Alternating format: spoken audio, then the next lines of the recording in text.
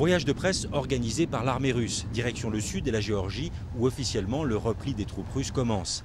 Et pourtant sur la route, les transports de troupes et les soldats ossètes continuent de rouler vers le sud et justement vers la Géorgie. Mais là encore, officiellement, il s'agit de renforts pour aider le repli dans cette région sous le contrôle de l'armée russe.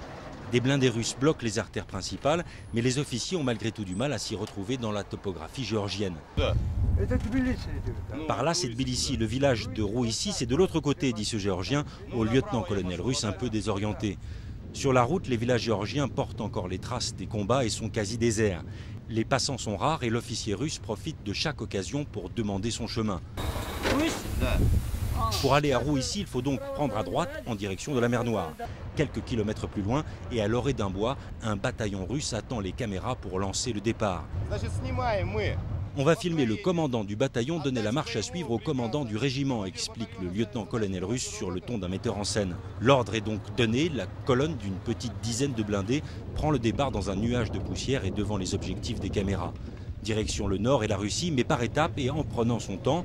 Officiellement, il ne s'agit pas encore d'un retrait, mais d'un repli, le temps que les troupes géorgiennes aient toutes regagné leur caserne.